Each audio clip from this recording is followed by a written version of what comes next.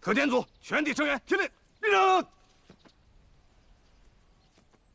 向这位将鬼子巡逻艇炸上了天，为我们转移军火、赢得了宝贵时间的国军敌后独立营营长何言。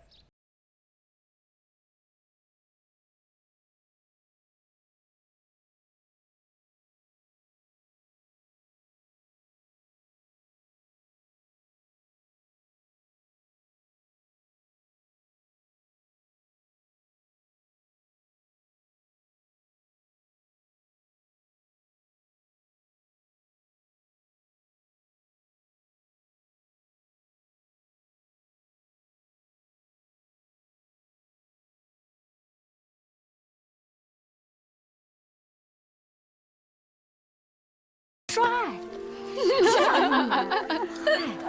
敢说啥啊？你跟什么？日本人的特勤小队一同来执行徐士官的防务？是啊，这应该就是原田跟你说的“永远不要过关了”那句话的原因。他说的轻巧，我那20根金条扔进水里，还听着20声响呢。南诏云子这么一弄，他就不管了？不行，不让车队过关，他必须把金子还给我。哎呦，司令，你先别说金条的事儿了，这于小姐他们还在关外的树林里等咱们拿方案呢。什么方案？方案不是早就有了吗？天王老子来了，车队今晚上必须过关。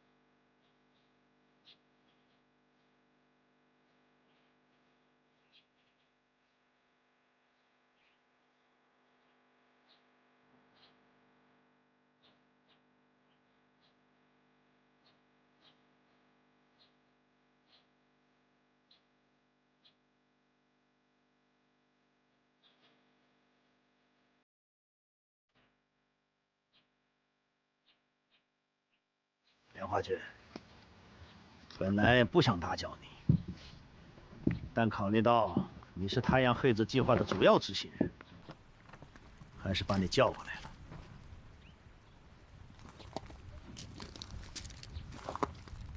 袁田队长，需要我做什么？你认为会是什么人干的？会不会是共党来夺船的那伙人所为？到目前为止，共党方面从未派人为夺船的事与我有过任何联系。那好，我们换个角度，来无锡夺船的行动，共党会不会绕过你，直接进行？那不可能绕过我。假设有夺船的行动，别忘了，我是无锡交通站情报员啊，只有我能提供有关船的相关情报。如果共党分子不来夺船，那这个计划还有什么意义呢？袁田队长，这就不属于我可以解释的范畴了。我只能说，任何行动在制定和形成之前，行动的价值和意义都将接受评估，评估之后，行动或开始执行，也可能就此取消。共党的夺船行动也不例外。这么说，你仅仅是把军需船路过无锡的情报提供给了南诏云子科长，但你从来就没跟他。我从来没有说过共党肯定会来无锡夺船，我甚至说，这种可能性几乎不存在，因为这无异于虎口拔牙。这么说，这个太阳黑子计划仅仅是云子小姐的一厢情愿。不可以这么说。我要谨慎，你也要谨慎呐。但愿我刚才说的一切，能引导他对太阳黑子计划的可行性产生怀疑。以我对袁和平他们的了解，加之楠楠多次反常的在无锡出现，夺川行动极有可能已经制定并开始实施了。我眼下的当务之急是如何能保护楠楠不出危险，尽量安全离开这里。那你没把这个想法跟南诏云子科长说说？当然说过。我当时以为，云子小姐的目的仅仅只是袭击军火船，事后把军火扣下，就算一个不小的胜利。然后这事就过去了。可是没有想到，之后有了太阳黑子计划。计划的核心就是抓捕来夺船的共党分子。我虽然是计划执行人之一，但我跟云子说过，计划的偶然性太强，有点守株待兔的意思。可云子小姐，你也知道，刚愎自用，一意孤行，谁的话都听不进去。袁天队长，这话可是你说的。我说的，是我说的。这个太阳黑子计划，把宪兵队的正常勤务全打断了。宪兵队不是作战部队，它是占领区的管制部队，一次性这么大的伤亡，实属罕见。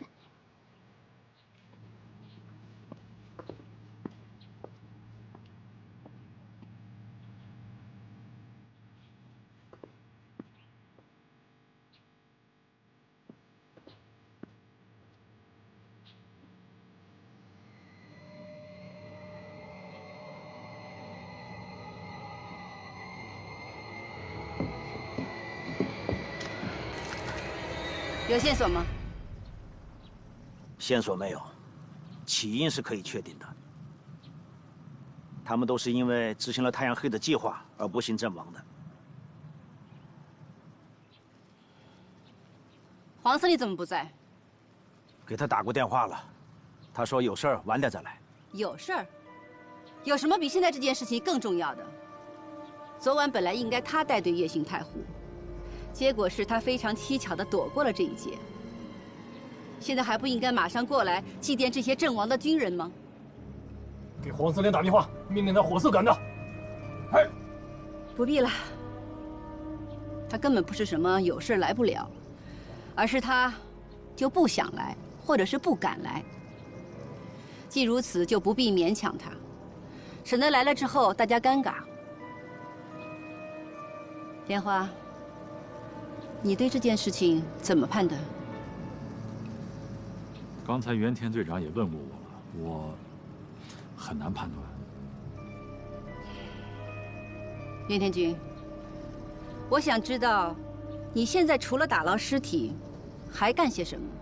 我已命令值日官率领2艘巡逻艇，沿着昨晚涿州幕军可能途径的水路进行搜索，尽可能地收集到你想要的线索，越详细越好。这样很好。那我就在炮楼静候你的值日官。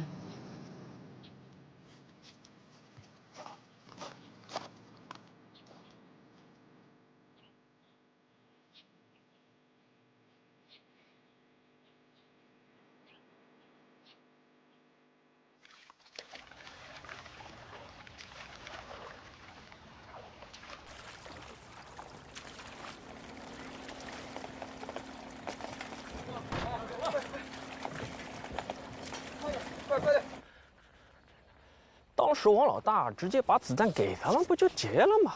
还非要埋起来让咱们找，真是够迷途气的，害得我一顿老酒都没吃爽就被你叫了出来。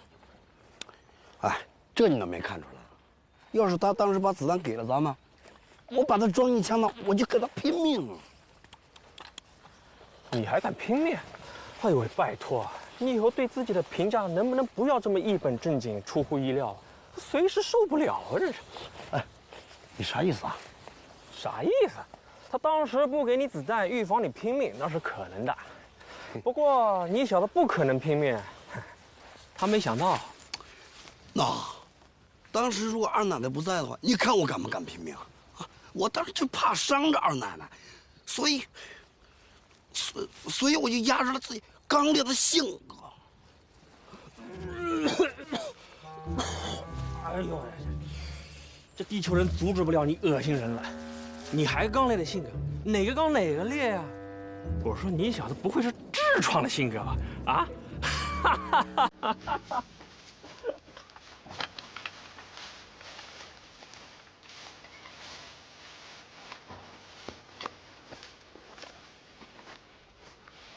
小皮蛋，什么记号啊？但是咱给约好了，说是用树枝编屁股的形状啊！兄弟们，都找屁股！找屁股了！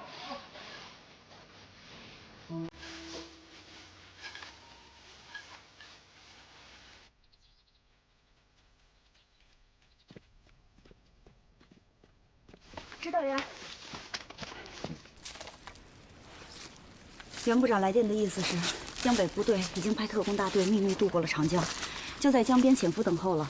只要今天晚上我们通关顺利，部队马上可以过来接应。我更相信袁和平会把部队安排到许树关外，抵近接应。按接应计划可不是这样的。没错，袁和平这个家伙，我还不了解他们，关键的时候他会出人意料的。但是我们不能指望这种出人意料。我们的一切准备工作应该立足于我们自己，依靠我们，团结好，利用好各种有利的因素。我明白了，人都齐了。啊，过去看看。嗯。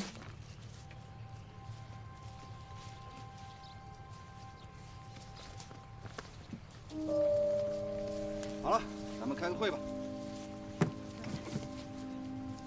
根据我的侦察兵对关口的侦察结果来看，没必要非等到天黑，现在就可以强行突破许树关。可陈副官说，黄狼不让我们白天行动，而且今天早上我们也看见鬼子进了许树关，强行突破恐怕……啥事你听黄狼的就别干了，他汉奸一个，还能真心的向着咱们？侦察员说，鬼子确实有，但也没那么邪乎，鬼子也就增派上了一个特勤小队。我何言能把鬼子的4条巡逻艇炸上天，还对付不了10几个看大门的。何营长，黄司令是看在于慧以及他父亲的交情上，才答应我们的车辆可以免检通过关口。通关计划都是由他亲自制定的。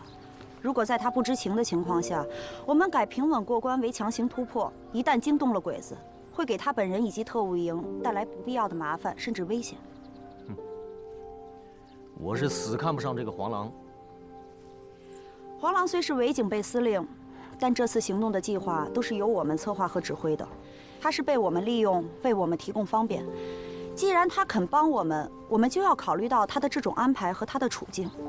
如果现在车队通过火力攻下许树关，并强行通过，黄狼想配合我们行动就措手不及，事后鬼子也饶不了他。再说，我们一旦盲目行动，关外的接应部队也来不及准备啊。不想过河拆桥，想团结一切可以团结的力量。你们这合作对象可谓是包罗万象嘛，啊，哼，竟然将我堂堂国军和黄狼之鼠辈伪军置于伯仲之间，而且在行动上更倾向于伪军的计划和部署。请问，这让屁颠颠主动过来请战的我，情何以堪？你说话不要酸溜溜的好不好？你主动请战，我们非常感谢，但不战而屈人之兵，岂不是更好？亏你还是黄埔毕业的，如果打仗光是去死拼，还能有巧妙的排兵布阵吗？你们也好，黄狼也好，都要纳入这次行动的统一指挥之下，否则你退出这次行动，回你营长。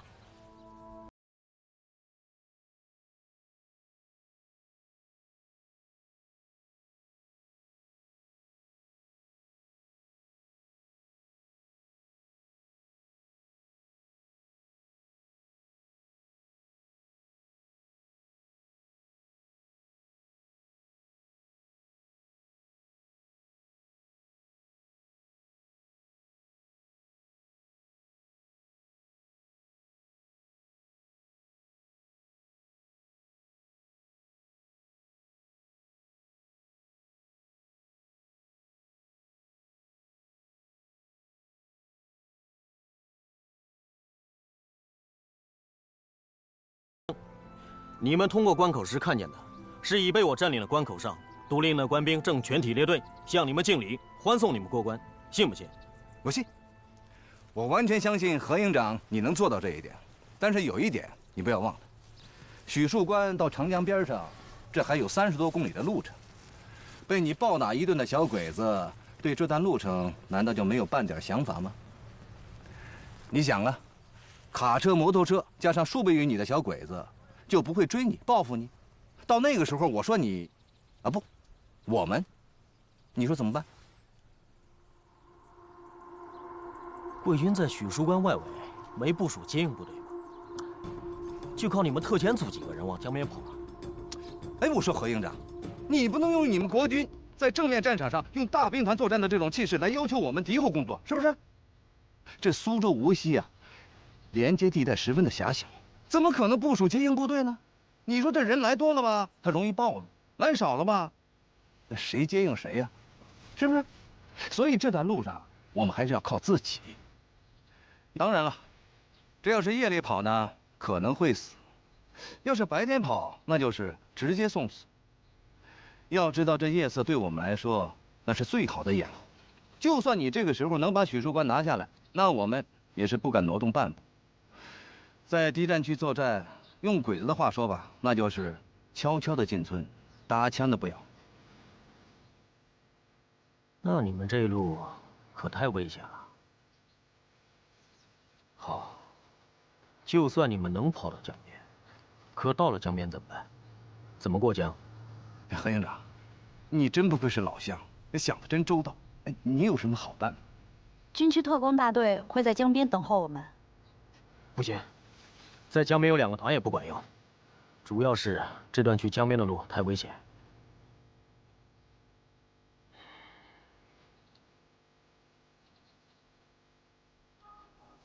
这样吧，我好人做到底，这30公里的路，我独林舍命相送。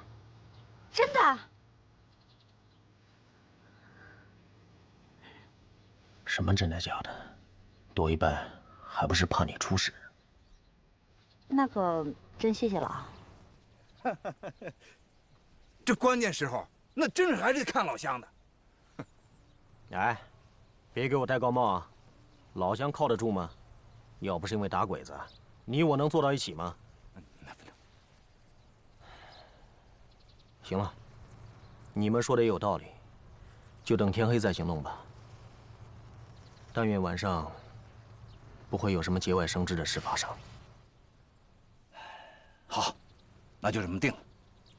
于慧，你马上进关，务必问清楚陈营长晚上的行动计划。好，我马上就去。要不我跟于辉一起去吧，万一有个意外，也好有个人回来报信。行，你们俩千万要小心哈。去吧。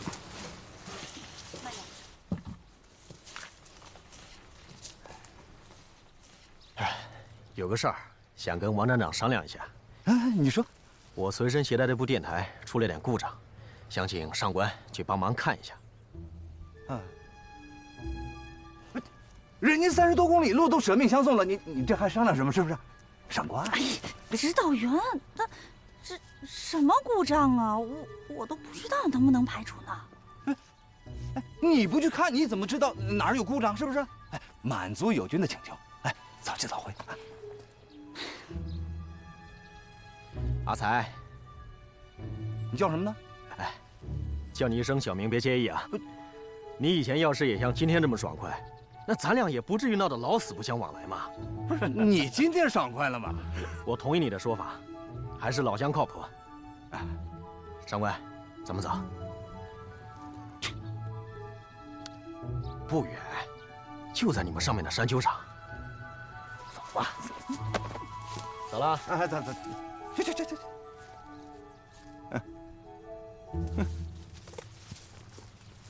什么电台出故障？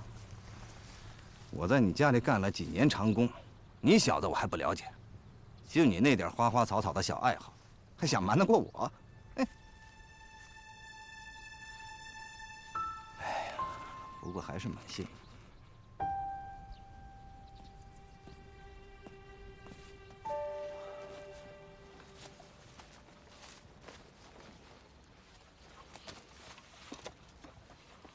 哎，小屁蛋过来，过来，转过去，转过去。嘿嘿，像，真像啊！哎，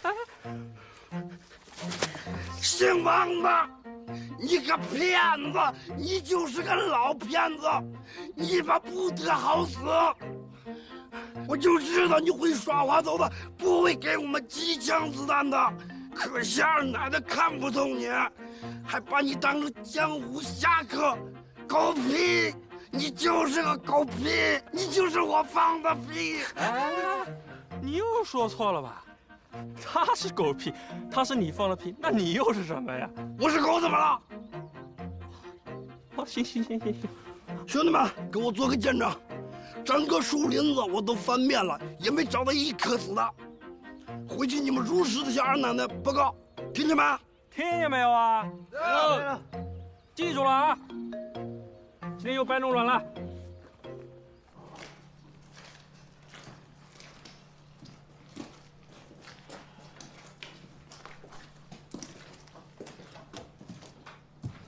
报告用词科长，在7号湖岸发现一批共军军火。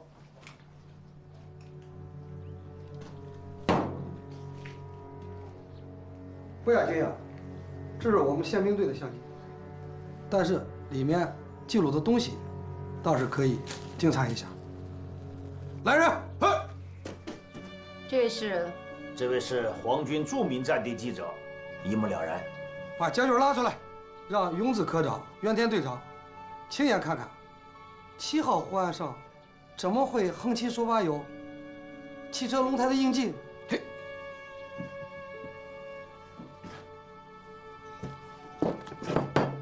混蛋！胶卷拉出来怎么看？来人，马上送到宪兵队重写。我很想知道这里面记录的到底是什么东西。嗨！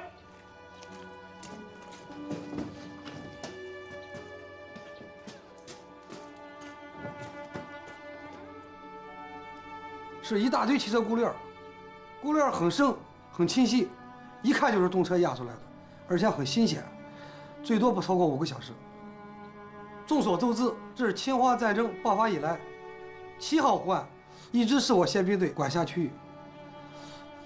它的前后左右分别3、4、5、6号区域是由我亲自编写。我非常奇怪，7号湖岸为什么有来历不明的卡车轮胎印记？我来说说我的分析，可能需要一段时间，请长官们耐心。闭嘴！嘿，再发神经力，把你送到太平洋去。嘿，地图。嗨。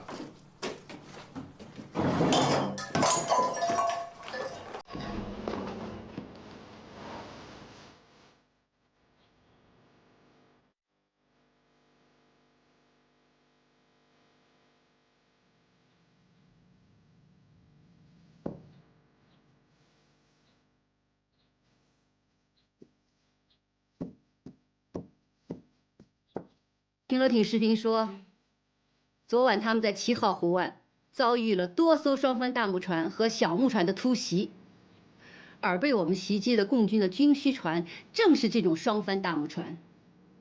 结合7号湖岸发现的这种机关枪子弹和新鲜的车胎印记，我判定，昨晚共军在7号湖岸利用火力掩护，将4船军火转移上岸。现在军火船已经变成了军火车，军火车开往许树关。共军用他们的行动再次证明了我的太阳黑子计划的准确性和可预见性。今后谁要再敢说共军不敢来袭夺船这样的话，我现在就一枪毙了他。科长，您气糊涂了吧？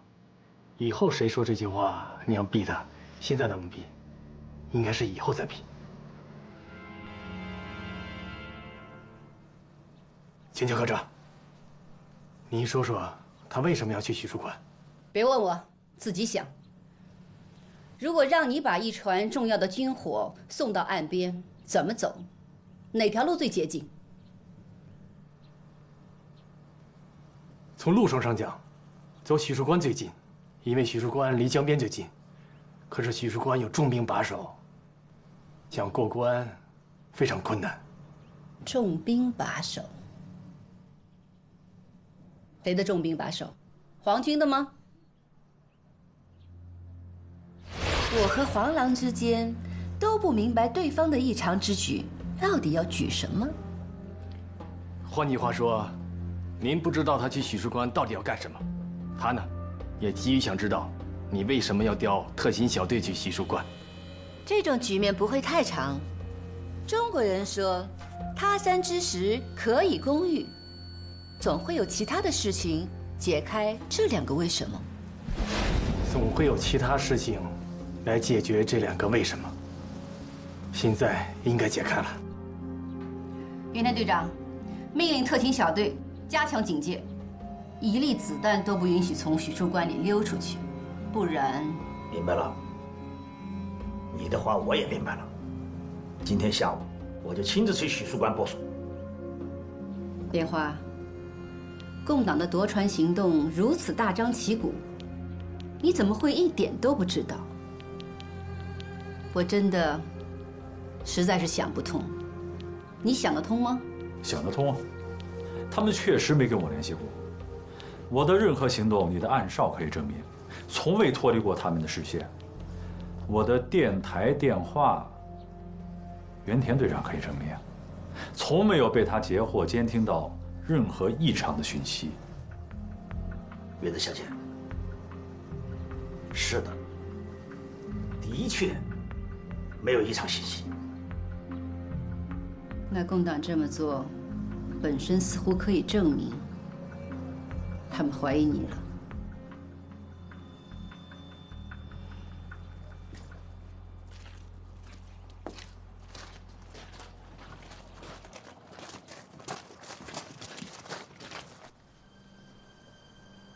夺船行动果然开始了。南枣云子说的对，如此大张旗鼓的夺船行动，我竟然一点都不知道，的确让人想不通。难道我真被怀疑了？如果这样，西绝非久留之地了，否则，老臣就是我的下场。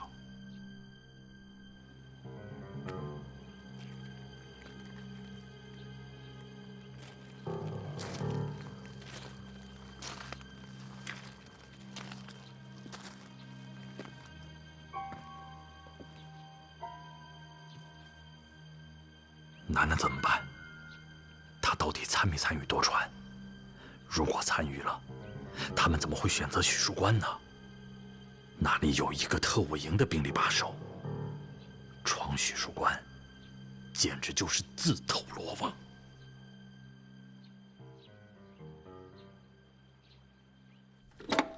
松井司令官阁下，我有一个十分紧急的情况，我急需调用宪兵队兵力，希望得到司令官阁下的特别授权。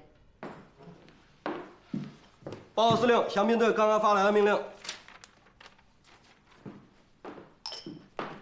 正式命令下发了，特勤小队配合特务营加强许树关的防务。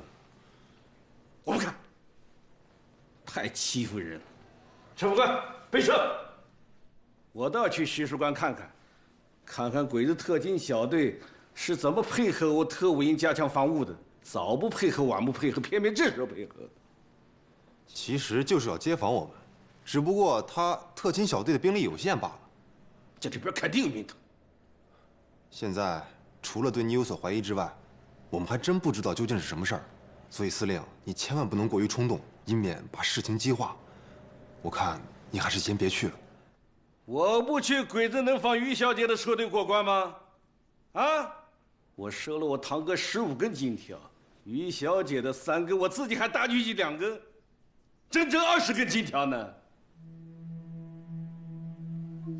要这事办不成的话，我黄司令在苏南地界上一世的英名，连兄弟20根条子一起打了水漂，我能善罢甘休吗？我将来还怎么混？除非原田他把金条全部退给我。退金条？原田可是个吃死人都不吐骨头的家伙，你想都别想了。那他就别给我找麻烦。睁只眼闭只眼，让车队过关。否则我亲自站在徐树关口，为车队放行，我看他能把我怎么样？惹急了，我到南诏云子那去告他，私收巨额贿赂，在鬼子部队里那犯的是重罪。原田他不会不知道，他也不会不害怕的。可原田在太湖等你呢，我看你还是先去太湖吧。我现在哪有时间管他那些屁事儿？走，飞车。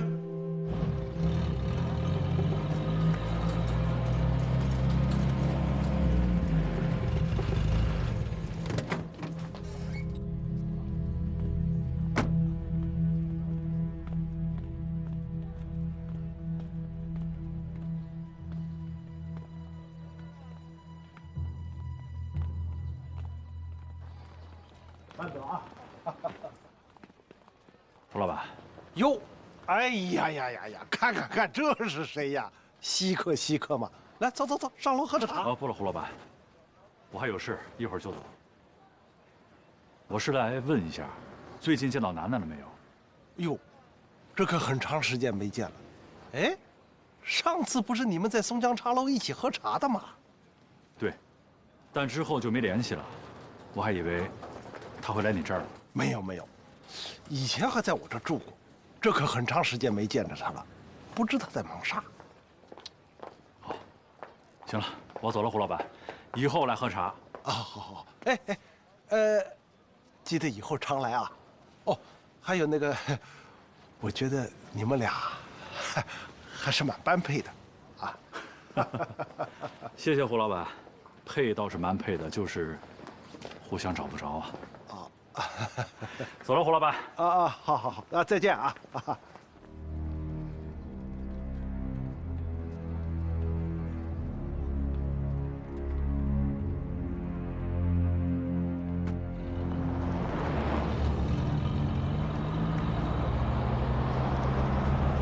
看来我得到许书馆去看看情况。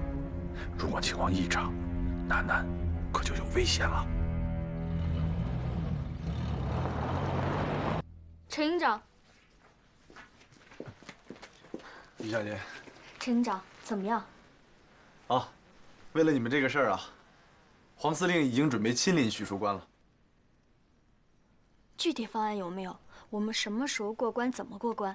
毕竟现在关口有日本鬼子在把守，车辆免检或者象征性的检查一下，这些还能再做到吗？放心吧，你说的这些事儿啊，黄司令会和原田商量的。我们现在要做的就是等他的消息。陈营长，事情真像你说的这么容易吗？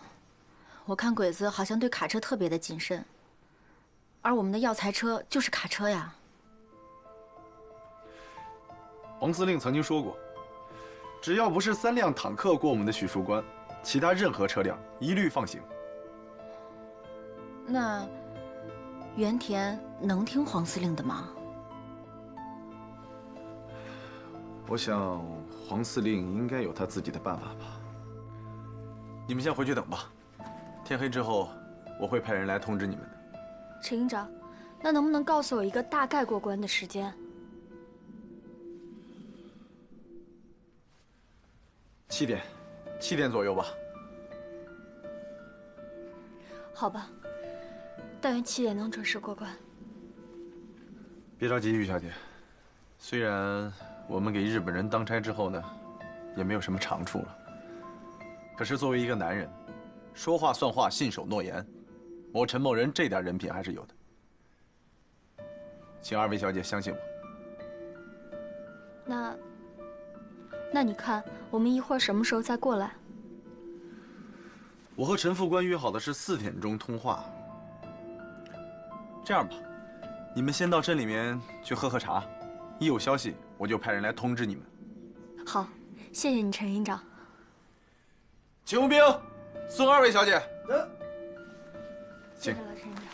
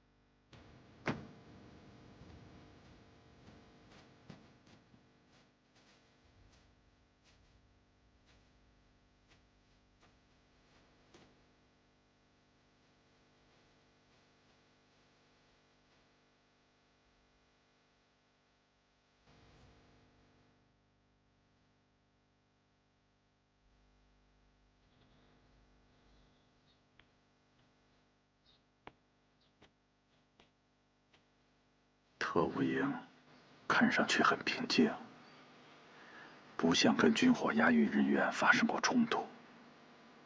那军火到底过没过关呢？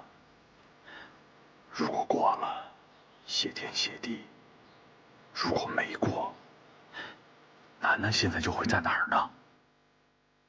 有没有可能夜间行动？新四军向来善于夜间活动，尤其是要通过许树关这样的关口。我等到天黑，也许会有什么意外发生呢？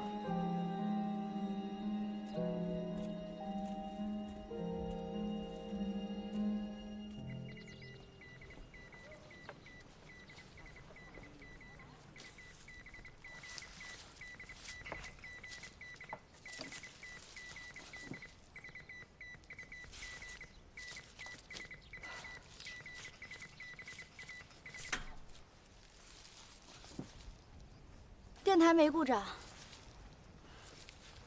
我看是你脑子有故障了吧？要不要我给你看看脑子呀？啊，没故障啊！嗨，居然敢骗我！报务员，报务员，过来！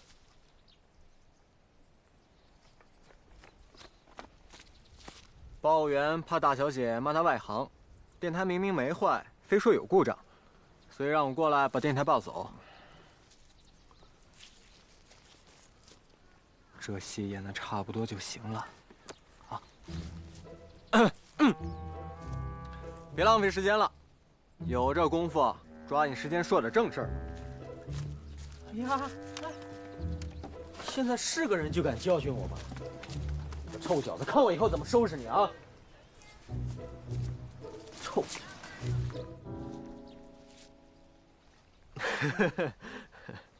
这，哎呀，让你看笑话了。哎，不过我真没听明白这水跟他在说什么。哦，他好像说这个电台没毛病是吧？哎，真没毛病吗？是你脑子有毛病了吧？搞这种小把戏，别人一眼就看穿了。看穿你还跟我过来啊？那是王指导员看你愿意送我们去江边的份上，给你个面子。你这叫假公济私，别以为谁都看得出来。你说实话，到底是出于什么目的送我们去江边呀？你不知道危险啊？你是特遣组成员，就算我有私心，为了保护你才保护特遣组去江边，那保护你不就是保护特遣组，保护军需物资吗？除非你不去江边。我要是不去，你送不送？那当然也要送啊！这种情况，我何爷能袖手旁观吗？当然了，要是你去的话，这30公里相送就更有意义了。这感觉不一样嘛。哎，就算我自作多情吧。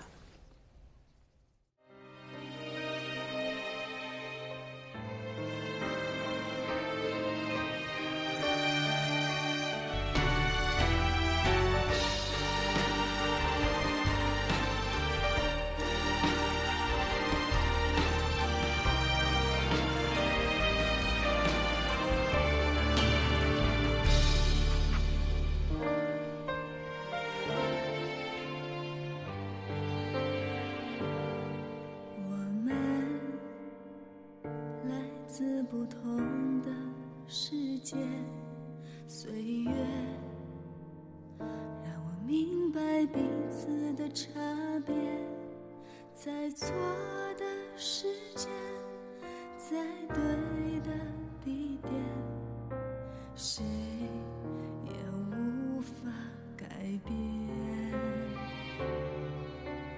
风没听到在哭泣，雨没体会我的焦虑，剩下的只有各自都是你，最后孤身远去。我不想哭，我不能再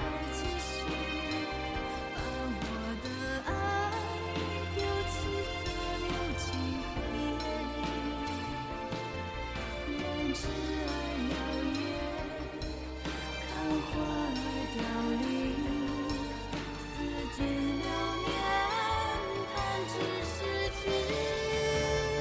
我不想哭，我不愿再驻足，曲折的爱会成就更多幸福。我会坚强，